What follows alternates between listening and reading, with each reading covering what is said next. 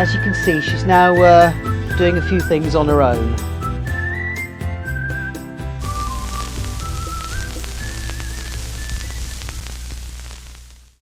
Right, so I appreciate that this is probably a little bit difficult to see on the camera, but object recognition. So Tiffany has a onboard object recognition system which uses a number of different models. Now, for those of you kind of into this, we've used a couple of different types, and I'm not even going to go into what they are here. They're all in the description below.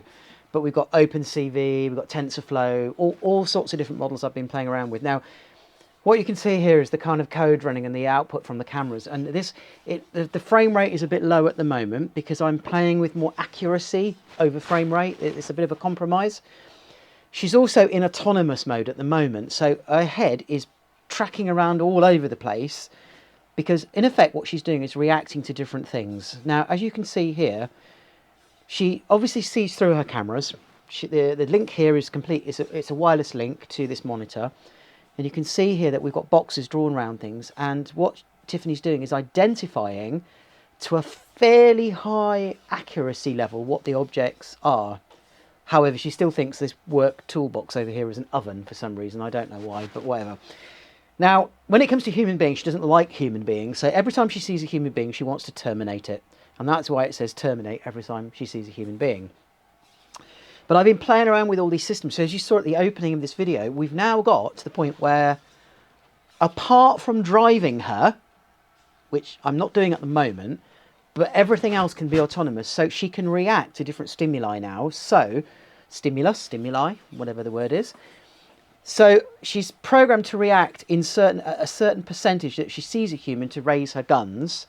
However, she's got to be fairly sure that the person is a human being before she will react to that threat, and her reaction to that threat is going to be to spin her guns up. Now, if you were to point a gun at her, and obviously, or a weapon, or anything that she perceives to be a weapon, she will automatically react to that by firing her guns, raising up into her kind of arms out, 8 foot high, and she will react to it. And all of this we're going to demo at the NEC show. This is going to be really, really exciting because this is the first time I've ever done anything like this, and it's really, really cool, really, really good.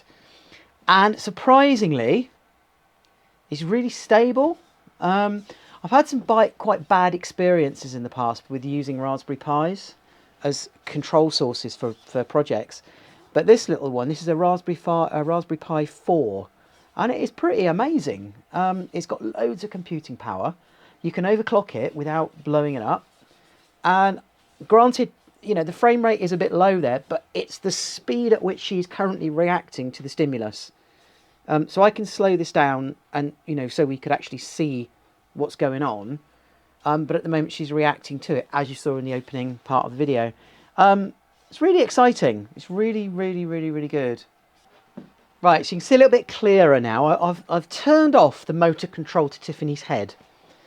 So basically we've got dual servos in her head that are being controlled through the object recognition. So she is reacting to different things she sees, and she's programmed to do different things when she sees those things, to turn her head at different degrees, to change the colour of her eyes, and to use the targeting laser that she has.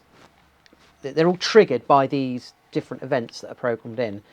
Now, I've had a couple of comments about, well, can we get her moving? Can we actually get her moving and trundling around doing, on her own using this? And the answer is yes, because I've done it. However, there is this issue that she weighs over 300 kilos, basically. She weighs over 1/4 of a ton.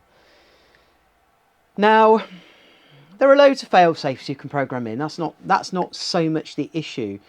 The issue is, I'm not sure where I'm ever going to be able to demo it. I mean, we do a few little events where all robot builders get together, and we can have robots in kind of safe, controlled areas, and you can kind of like show off the tech that you're working in. But on the whole, most of the big events that we go to, that she goes to, or she will go to, public liability just simply won't allow us to let her drive around on her own. So it's almost me programming it is almost an indulgence, and you just have to take my word for it. It's really just a couple of lines of code and she drives along. Remember, all that controls her motors is a couple of speed controllers, and those speed controllers take their impulses normally from the radio control system. rerouting those through you know, a Polonu board or directly through the Raspberry Pi to the output pins on the Raspberry Pi is incredibly simple. Now, what I did do is I did experiment with driving her around, because obviously it occurred to me, wouldn't it be really, really cool? It's really strange looking at me standing on there, but what would be really cool is to have a Sentry Mode for her. So could I put her outside the workshop, just driving in circles? So anybody that walked up to the workshop, it would scare the living daylights out of them, because this giant robot would react. And I did it using this. Now, I wrote about this on our blog. I bought this, oh, goodness knows how long I bought this. I bought it ages ago with the idea of building a drone that could fly away on its own using waypoints to map different areas. Ardupilot, and it basically it's a little unit. You plug your servos into it. It's got telemetry transmission back to your computer and a GPS location tag, and then you basically plug that into your computer, download the software, and then from this you can see your relative position on the Earth via the GPS, latitude, longitude. It's blocked against maps, and then you can, because the servos are plugged in, you can control what you want to happen. So you can send, for example, turn motor 1 on for 2 minutes or 30 seconds, which will make it go forwards X number of feet, or send it to a waypoint. This is awesome. I never really thought I'd use it. It's been in the cupboard for ages, but I got it out the other day, plugged it all in, and it's just great. This plugged into Tiffany makes her completely...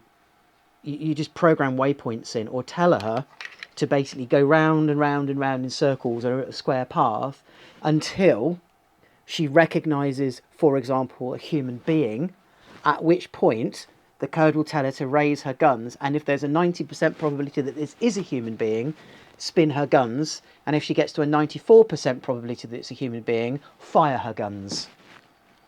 And it's so much fun, this. And I tell you what, if you're not a coder, and I'm really not a nerdy coder, and and I'm saying that in the most respectful way to people, because what people do when they write this code is beyond me, and I love it.